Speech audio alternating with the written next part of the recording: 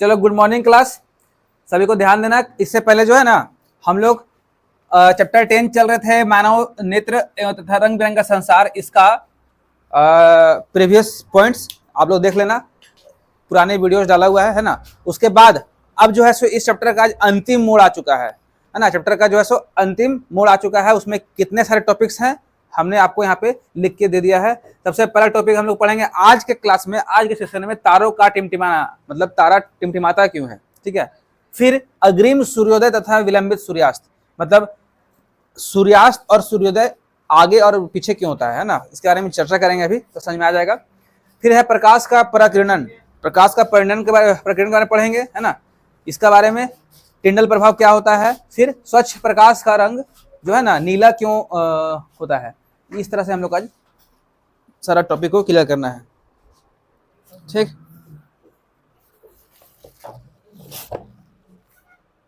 एक चीज आप लोग सुधार लेना, ठीक है। प्रकाश नहीं है, आकाश है, लेकिन मुझे लगा था आकाश, ठीक है। हाँ, स्वच्छ आकाश का रंग नीला क्यों दिखाई देता है, स्वच्छ आकाश का रंग नीला क्यों होता है, उस पर हम लोग चर्चा करेंगे। तो इन सारे पॉइंट्स को बढ़िया समझेंगे, क्योंकि एग्जाम में ये सारे पॉइंट्स से क्वेश्चन पूछे जाते हैं और आप लोग को रीजन मालूम होगा तो आंसर एकदम आसानी से दे पाओगे, नहीं तो फिर प्रॉब्लम आएगी। तो सबसे बड़ी चीज क्या है कि प्रकाश हर जगह जिक्र किया है, और हमारा वातावरण में सुबह होता है, दिन भर प्रकाश होता है, और प्रकाश का बहुत सारा परिघटना घटते रहता है हमारे वायुमंडल, हमारे वातावरण में। वायुमंडल कहना इसलिए है क्योंकि देखिए प्रकाश जो है सो कहाँ से उत्सर्जित होता है, सूर्य से। अब सूर्य से प्रकाश पृथ्वी तक पहुंचने में उनको बहुत सारे वातावरण के, वायुमंडल के सतह को पार करना होता है, और वायुमंडल के सतह में बहुत सारे क्या पाए जाते हैं, कण पाए जाते हैं, धूल कण, है ना, पाए जाते हैं, जल की बूंदें जो वाष्पित होकर उड़ती है। तो बहुत सारे चीजों से प्रकाश को गुजरना होता है, और उसी बीच में ये सारे परिघटनाएं होती है, ठीक है। अब ध्यान देना है, सबसे पहला पॉइंट आज का टॉपिक का है, मतलब आज का सेशन का सबसे पहला पॉइंट है तारों का टिमटिमाना, ठीक है, तारों का टिमटिमाना। और हम बात करेंगे तो कोई बात नहीं करेगा, ठीक। और कोई दिक्कत है तो हमको बताओ। देखो तारों का टिमटिमाना, आखिर इसका रीजन क्या है। यहां लिखा गया है कि तारों के प्रकाश के वायुमंडलीय अपवर्तन, है ना, के कारण ही तारे टिमटिमाते हुए प्रतीत होते हैं। मतलब इतना बड़ा क्वेश्चन का एक छोटा सा आंसर है कि वायुमंडलीय अपवर्तन, क्या बोला गया है, बस तारे क्यों टिमटिमाते हैं। अगर आपसे कोई सवाल कर दे या एग्जाम में सवाल आ जाए तो क्या लिखेंगे कि वायुमंडलीय अपवर्तन के कारण तारे टिमटिमाते हैं। अब वायुमंडलीय अपवर्तन क्या है, उसी को हमने इतना लंबा लिखा है, आंसर इतने में खत्म हो गया। तारे क्यों टिमटिमाते हैं, है ना, वायुमंडलीय अपवर्तन। लेकिन उसमें होता क्या है समझना है। पृथ्वी जो है ना, पृथ्वी में वायुमंडल है, तो पृथ्वी के वायुमंडल में तारों की रोशनी क्या होती है, प्रवेश करने के दौरान वायुमंडल के छोटे छोटे कणों से अपवर्तित होकर टेढ़े मेढ़े गुजरते हैं, इसलिए ये हमें टिमटिमाते नजर आते हैं। कहने का मतलब ये है कि तारे की अपनी प्रकाश होती है। आप लोग पढ़े थे जूनियर क्लास में कि सूर्य का प्रकाश होता है, तारा का प्रकाश होता है, बाकी किसी का प्रकाश नहीं होता है। ना चांद का प्रकाश है, ना पृथ्वी का प्रकाश है, ना मंगल ग्रह का प्रकाश है। मतलब सौरमंडल में जितने भी ग्रह हैं उनके किसी के प्रकाश नहीं होते हैं, केवल होते हैं किसके, सूर्य के। और सूर्य से भी बड़ा पता है कौन है, तारा है। वो बहुत ही दूर है, वो इतना ज्यादा दूर है कि उसका अंदाजा नहीं लगा सकते हैं, ठीक है। उसका दूरी के कारण ही हमें वो छोटा दिखाई पड़ता है आसमान में, समझ में आया। आकाश में, आसमान का मतलब जैसे रात में आकाश में वो तारे छोटे दिखाई पड़ते हैं, बहुत दूर होते हैं वो, ठीक है, इसलिए।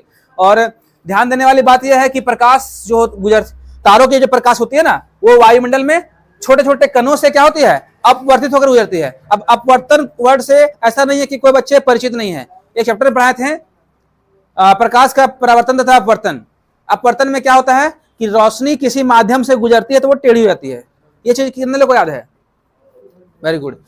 जैसे कि प्रकाश की जो रोशनी होती है ना, वो क्या करती है, प्रकाश की किरण कोई भी कण से, कोई भी माध्यम से गुजरती है तो क्या होती है, वो टेढ़ी प्रतीत होती है। अब सोच लो कि वायुमंडल में एक कण नहीं है ना, करोड़ों अरबों खरबों कण है कि नहीं है, क्योंकि पृथ्वी इतना बड़ा है और हर जगह से जल का कण वाष्पित हो रहा है, इतने सारे धूल डस्ट गर्दा उड़ रहा है, तो सब क्या कण है। ठीक है। अब जब प्रकाश का ये तारा का प्रकाश है उससे गुजरता है ना तो क्या टेढ़ा मेढ़ा नहीं जाता है ना, समझे। जैसे मान लो कि मैं यहाँ पे छोटा सा दिखाना चाहूंगा एक डेमो यहाँ पे, ठीक है। यहाँ पे देखो समझना, जैसे मान लो कि ये आसमान में छोटे छोटे कण है, ये कण है, ये कण है, ये कण है, बहुत सारे कण है, ठीक है।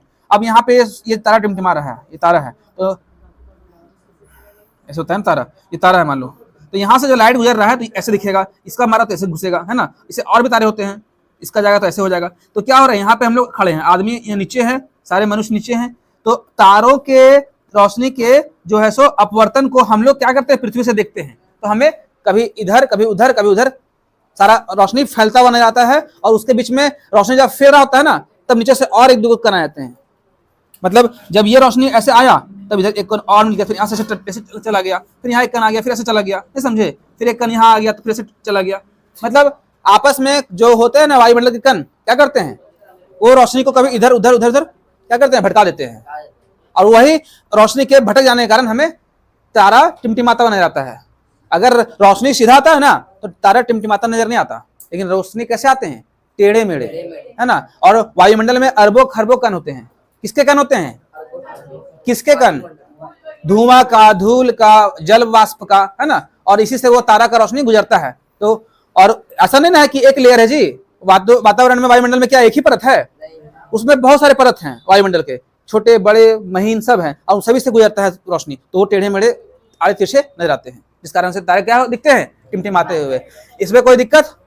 और अभी हमने जिसको बताया, एक्सप्लेन किया कि जो कण होते हैं उसमें रोशनी जब गुजरती है ना तो इधर उधर भटक जाते हैं, उसी को बोलते हैं प्रकाश का प्रकिरणन, प्रकाश का अपवर्तन। क्या बोलते हैं, प्रकिरणन वर्ड से भी कंफ्यूजन में नहीं रहना है, अपवर्तन को ही बोलते हैं। प्रकाश का अपवर्तन पढ़े थे, टेढ़ा हो जाना रोशनी का, और उसका बदले में हमने आपको डेमो भी दिखाया था कि एक हमने क्या किया, एक जार में पानी लिया, उसमें एक डंडा एक छड़ी डाला, छड़ी दिख रहा था सीधा, लेकिन जार के पार से देखने पर वो टेढ़ा नजर दिख रहा था, टेढ़ा नजर आ रहा था। तो टेढ़ा क्यों नजर आ रहा था, प्रकाश का अपवर्तन हो रहा है। प्रकाश सीधी दिखाई देती है लेकिन सीधी जाती नहीं है, ठीक है। चलो ये टॉपिक आई थिंक क्लियर हो गया होगा। अब देखो अगला टॉपिक क्या है, अग्रिम सूर्योदय तथा विलंबित सूर्यास्त। 9 वाला समझेगा, गप नहीं करो, ध्यान दो। देखो अग्रिम का मतलब क्या होता है, आगे, क्या होता है, आगे। और विलंबित मतलब पीछे, यानी कि बाद में, मतलब नहीं आप विलंब हो गए, आप पीछे हो गए, आप लेट हो गए। विलंब मतलब लेट, और अग्रिम मतलब आगे, फर्स्ट, है ना। तो वही समझो। तो पहले सूर्योदय हो जाता है, और सूर्यास्त क्या होता है, लेट से होता है। कभी गौर किया होगा, धूप सुबह सुबह जब 4 साढ़े 4 बजता नहीं है कि पूरा आसमान उजला दिखने लगता है ना। सुबह सुबह का अभी वक्त है, गर्मी में बहुत जल्दी आसमान साफ दिखता है सुबह सुबह, है ना। तो ये क्या हो गया, अग्रिम सूर्यास्त हो गया। ऐसा नहीं है कि सूरज निकलता है तभी सूर्यास्त होता है। सूरज हम लोग को जब दिखाई पड़ता है ना, हम लोग उस समय सूर्यास्त सूर्योदय की बात कर रहे थे। जब सूरज उगता है तो ऐसा नहीं है कि सूर्योदय उसी टाइम हुआ। हम लोग जब सूरज देख लिए कि गोल सा आ गया है और प्रकाश फैला रहा है, सूर्योदय उससे पहले हो चुका है। जब आपको सुबह सुबह उजला दिख रहा था आसमान, भले सूरज नहीं दिख रहा है लेकिन आसमान क्या दिख रहा है, उजला, वही टाइम सूर्योदय हो गया है, ठीक है। अब शाम में क्या होता है कि सूर्यास्त होता है, सूरज डूब जाएगा, ढक जाएगा, फिर भी उसका लाइट दिखेगा। वायुमंडलीय अपवर्तन, फिर से वही बात आ गया, सभी चीज का वर्ड है अपवर्तन। तो यहाँ भी अपवर्तन था, यहाँ भी अपवर्तन है, आगे भी आप लोग को अपवर्तन मिलेगा कहीं ना कहीं। देखो प्रकीर्णन है, हम लोग प्रकीर्णन अपवर्तन में कंफ्यूजन नहीं रखना है, इधर भी तुमको अपवर्तन मिलेगा, है ना। प्रकीर्णन है ना, वहां भी अपवर्तन है, समझिएगा। तो क्या बोला जा रहा है कि वायुमंडलीय अपवर्तन के कारण सूर्य हमें वास्तविक सूर्योदय से लगभग 2 मिनट पहले दिखाई देने लगता है। 2 मिनट का फर्क है। हम लोग 1 घंटा आधा घंटा बोलते थे ना, गलत हो जाएगा। 2 मिनट का फर्क है। मतलब सूरज जैसा ही उगता है, उगने से 2 मिनट पहले ही पूरा आसमान उजला हो जाता है ना, मतलब साफ हो जाता है। क्यों पता है, देखो जैसे कि लाइट जब प्रकाश का किरण जब उत्सर्जित होता है ना, तो वही बादल में बहुत सारे क्या होते हैं, कण होते हैं। उस कण से रोशनी टकरा रहा है, टकरा करके क्या कर रहा है, फिर वही आड़े तिरछे मुड़ जा रहा है ना। और हम लोग को पूरा क्लियर बादल दिखता है सुबह सुबह। जैसे कि सूरज, ये मान लो पृथ्वी है हमारा, है ना, ये हमारा पृथ्वी है, यहाँ पे हम लोग हैं, हम लोग यहाँ पे हैं। अब ये सूरज अभी उगा नहीं हुआ, मतलब हल्का सा इसका मतलब दिख रहा है ये पूरा मौसम। अब ये पूरा रोशनी ऐसे फेंक रहा है, ये सूरज है मान लो डूबा हुआ है, तो यहाँ पे बहुत सारे कण है, बादल के क्या है, कण है। अब ये कण से टकरा करके ऐसे मुड़ेगा, कोई ऐसे मुड़ेगा, कोई ऐसे मुड़ेगा, नहीं समझिए। मतलब वो पूरा फैला देगा पूरा अपना रोशनी 2 मिनट पहले ही। इसीलिए इसलिए सूर्योदय से 2 मिनट पहले ही मतलब जो है सो उजला होता है ना आकाश। अब देखो, तथा वास्तविक सूर्योदय से लगभग 2 मिनट पश्चात दिखाई देता रहता है। मतलब सेम थिंग यही होता है, जब सूरज उग गया पूरा, उग करके फिर ये जब इधर डूबता है तो डूबने के दौरान भी जब पूरा डूब जाएगा ना, फिर भी इसका लाल लाल रोशनी पूरा फैलेगा और 2 मिनट तक वो दिखेगा। डूब जाने के बाद भी 2 मिनट तक रोशनी रहेगा, है ना, लास्ट रोशनी रहेगा, उसके बाद फिर वो छिप जाएगा। फिर तो वही है कि अग्रिम सूर्यास्त मतलब क्या होता है कि प्रकाश का अपवर्तन कारण होता है, सॉरी वायुमंडलीय अपवर्तन कारण होता है। क्या होता है? सब चीज का रीजन वायुमंडलीय अपवर्तन है। कोई दिक्कत? वायुमंडलीय अपवर्तन के कारण ही सूर्योदय 2 मिनट पहले दिखता है और सूर्यास्त 2 मिनट बाद दिखता है। 2 मिनट बाद, चलो सूरज डूब जाएगा उसके बाद दिखेगा। हाँ चलो, प्रकाश का प्रकिरण समझ लो। प्रकिरण में कोई खास चेंजिंग नहीं है। क्या बोल रहा है? जब प्रकाश की किरण कोलाइडी कण या कोलाइडी विलयन से होकर गुजरती है तो प्रकाश का मार्ग हमें दिखाई देता है। इसे ही प्रकाश का प्रकिरण कहते हैं। प्रकाश का यहाँ पे वायुमंडलीय अपवर्तन हो रहा था, तो अपवर्तन में क्या होता है कि रोशनी सीधा दिखाई नहीं देता है, टेढ़ा मेढ़ा दिखाई देता है, ठीक है। लेकिन एक वास्तविक देखा जाए तो रोशनी उसका कहीं और जा रहा होता है। तो वही बोला है। अभी हम इसका एग्जांपल देंगे। यहाँ पे कोलाइडी वर्ड बोला है। क्या बोला है? कोलाइडी विलयन बोला है और कोलाइडी कण बोला है। ये क्या होता है मालूम? एग्जांपल लेते हैं। घर में क्या करना ना, एक गिलास लेना कांच का जो पूरा व्हाइट हो, ठीक है, मतलब पूरा एकदम पारदर्शी हो, और उसमें एक गिलास पूरा दूध तो नहीं बोलेंगे क्योंकि दूध उतना अगर होगा तो ले लेना, नहीं तो क्या करना, कुछ पानी और कुछ दूध मिला देना। तो क्या हो जाएगा? वो पानी दूध का कलर में आ जाएगा ना। अब उसमें क्या करना, एक लेजर लाइट मारना या फिर एक सीधा टॉर्च मारना, फ्लैश वाला नहीं, एकदम सीधा टॉर्च, रोशनी सीधा ले जाता है, एकदम रोशनी जो सीधा जाएगा वो टॉर्च मारना। देखना वो रोशनी जिस तरीके से गुजरेगा ना उसका रास्ता दिख जाएगा, उसका मार्ग दिख जाएगा कि मतलब वो लाइट कैसे जा रहा है। ऐसे मारोगे तो पता नहीं चलता है, लेकिन उसमें जाएगा तो तुमको दिख जाएगा कि रोशनी कैसे जा रहा है। हाँ, धुआं में मारेगा तो रोशनी दिख जाएगा कैसे जा रहा है। अक्सर ठंड के मौसम में जो होता है ना कोहरा में भी हम लोग मारते हैं ना गाड़ी का लाइट, तो दिख जाता है कैसे जा रहा है, सीधा जा रहा है। ऐसे तो फैल जाएगा पूरा, साफ मौसम में फैल जाता है रोशनी। उसमें मारेंगे क्या हो जाएगा, थोड़ा कोहरा रहेगा, थोड़ा धुआं रहेगा, तो आपको लाइट दिखेगा सीधा। तो वही मार्ग अगर आपको दिख रहा है तो उसी को बोलते हैं क्या, प्रकाश का परिकिरण। यानी प्रकाश का परिकिरण क्या होता है? सीधा होता है। क्या होता है? सीधा होता है, ठीक है। और ये कहाँ दिखेगा आपको? कोलाइडी कण में, कोलाइडी विलयन में। कोलाइडी कण क्या होता है? मतलब धुंधला कण। अभी देखो, जैसे मान लो कि डस्ट, अभी क्या है ना, हमारे वातावरण में बहुत तरह के धूल कण डस्ट होते हैं, और रात में, अभी दिन में पता चलेगा, रात में हम लोग बाइक चलाएंगे चाहे टॉर्च मारेंगे तो तुमको लाइट दिख जाएगा। अगर बादल साफ रहेगा, मौसम साफ रहेगा तो नहीं दिखेगा बढ़िया से, लेकिन वही जब धुंधलापन रहेगा ना वातावरण में तो रोशनी मारेंगे तो वो सीधा दिख जाएगा, है ना। एक एग्जाम्पल बताते हैं। घर में क्या करना कि देखो, एक ले लेना गिलास, है ना, इसमें पानी और दूध मिला देना, चाहे कोई भी एक ले लेना विलियन, पूरा जो धुंधला टाइप से हो, है ना। यहाँ पे क्या कर रहे हैं, यहाँ पे टॉर्च ले लेना, टॉर्च हो गया। यहाँ से लाइट मारोगे ना ऐसे, तो ये यहाँ से पूरा आपको रोशनी नजर आएगा जाते हुए कि जाएगा ये ऐसे। देखो यहाँ से नहीं पता चलेगा, यहाँ से पता नहीं चलेगा, लेकिन इसमें चल जाएगा पता है। देखो ऐसे ऐसे जाएगा, फिर ऐसे निकल जाएगा, है ना, समझ आया। तो यहाँ पे आपको रास्ता दिख जाएगा, मतलब रोशनी का मार्ग दिख जाएगा। तो वही क्या बोलते हैं, प्रकाश का परिकिरण। मतलब कोलाइडी विलयन में ही देखा जा सकता है, कोलाइडी कण में ही देखा जा सकता है। अब इसी का थोड़ा बहुत ये प्रभाव है टिंडल प्रभाव। टिंडल प्रभाव क्या होता है समझो, वायुमंडलीय, हाँ ना, हम क्या बोले, पारदर्शी, है ना। हाँ, तो क्या बोला, वायुमंडल सूक्ष्म कणों का एक क्या है, विषमांगी मिश्रण है। अब देखो समांगी मिश्रण, विषमांगी मिश्रण क्लास 9 में था। तो विषमांगी मिश्रण उसको बोलते हैं जिसमें पदार्थ के कण क्या होते हैं, अलग अलग होते हैं, सेम नहीं होते हैं, ठीक है। अभी हम जैसे बोल रहे तुमको, एक गिलास पानी में अगर एक मुट्ठी मिट्टी मिला दें तो पूरा पानी क्या हो जाएगा, विषमांगी मिश्रण हो जाएगा। क्या कि पानी का कण अलग है और मिट्टी का कण क्या है, अलग है, और दोनों जो है सो आपका घुल जाएगा। लेकिन थोड़ा देर बाद क्या होगा, पानी अलग दिखेगा, मिट्टी अलग दिखेगा, ताकि मिट्टी नीचे बैठ जाएगा, है ना। तो वो चीज होता है क्या, विषमांगी मिश्रण। विषमांगी मिश्रण में पदार्थ के कण क्या होते हैं, अलग होते हैं, है ना। तो इन कणों में धूल कण भी होगा, धुएं का कण भी होगा, वाष्पित जल का कण भी होगा, सारे ये वातावरण में होंगे। तो वायुमंडल में सम्मिलित रहते हैं ये सारे कण। कौन कौन? धुआं वाला कण, वाष्पित का कण, है ना, मतलब वाष्पित जल का कण हो गया, धूल का कण हो गया, सब क्या होते हैं? वायुमंडल में सम्मिलित रहते हैं। और इन्हीं कणों से प्रकाश की किरण परावर्तित होकर क्या होती है? पृथ्वी पर हमारे तक पहुंचता है। हमने बताया ना कि बादल में, वातावरण में क्या है? बहुत तरह के क्या है? कण है। तो उनसे प्रकाश क्या होते हैं? प्रकिरण होकर के, अपवर्तित होकर क्या होते हैं? गुजरते हैं। ठीक है, तो प्रकाश का प्रकिरण होता है। बोला ना, देखो क्या लिखा है, किरण परिवर्तित होकर पृथ्वी पर हमारे तक पहुंचता है तो प्रकाश का प्रकिरण होता है, जिसे टिंडल प्रभाव कहते हैं। क्या कहते हैं? टिंडल प्रभाव। मतलब सूरज का रोशनी पृथ्वी तक आने में टिंडल प्रभाव होता है। क्या होता है? हाँ, क्योंकि वो बहुत सारे कण को पार करते हुए हमारे पास पहुंच रहा है। और देख रहे हो अभी सूरज का रंग पीला लाल दिखता है कभी कभी, है ना? क्यों दिखता है?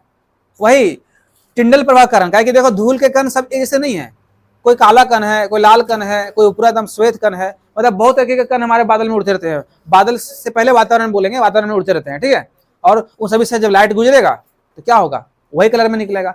अभी हमने आपको एग्जाम्पल दिया कि दूध का ग्लास में टॉर्च मारेंगे और वो ग्लास कैसा होना चाहिए? पारदर्शी। दूध का ग्लास में टॉर्च मारेंगे तो यहां से रोशनी जाएगा श्वेत, मतलब रोशनी का कोई कलर नहीं होगा, लेकिन यहां से निकल जाएगा सफेद। बात समझा?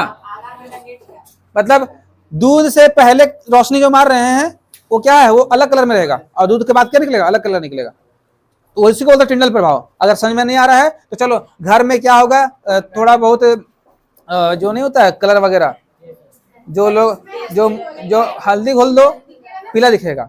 सही बोली, हल्दी का, हाँ हो सकता है।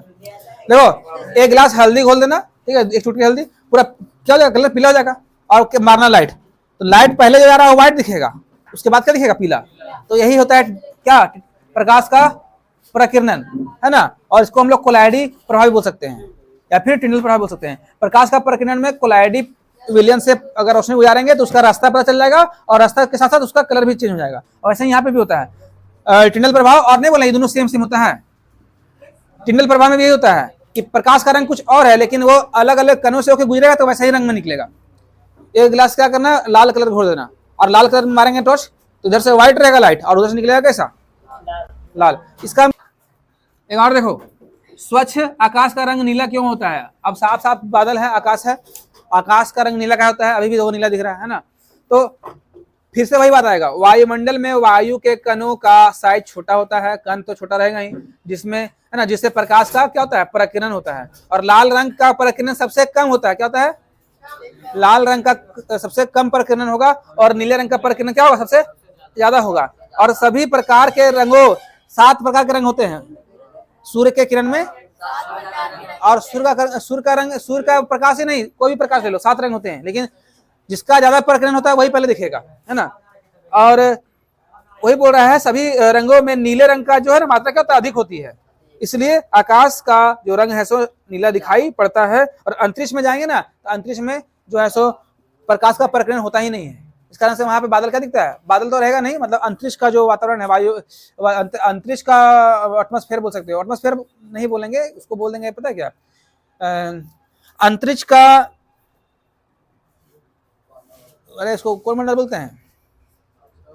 नहीं, बहिर्मंडल, है ना, पृथ्वी का आगे का मंडल है वो, बहिर्मंडल बोल दो, या फिर ऐसे बोल दो, एक और वर्ड उसका है ब्रह्मांड। ब्रह्मांड में क्या होते हैं ना कि प्रकाश का प्रकिरण होता ही नहीं है, जिस कारण से क्या होता है? वहां पे काला दिखाई पड़ता है पूरा, है ना। रोशनी वहां पे प्रकिरण नहीं कर पाता है, वहां प्रकाश का प्रकिरण नहीं होता है, इसलिए क्या दिखता है? काला दिखता है। हम लोग को नहीं दिखेगा, जो लोग जाते हैं वहां पे, लोग अंतरिक्ष यात्री लोग, एस्ट्रोनॉमिस्ट बोलते हैं, एस्ट्रोनॉमिस्ट लोग, है ना, हाँ, एस्ट्रोनॉमिस्ट लोग, उन लोग जाते हैं तो उन लोग देखते हैं तो उन लोग काला दिखता है। उन लोग क्या करते हैं? फोटो वगैरह भी कभी कभी भेजते हैं पृथ्वी का बाहर से, है ना, सैटेलाइट से, तो वो चीज़ें। तो इन सभी पॉइंट्स को अच्छे से आप लोग याद कर लें, लिख लें, और इसका टेस्ट बहुत जल्दी होगा, और कब होगा बता देंगे हम, ठीक है।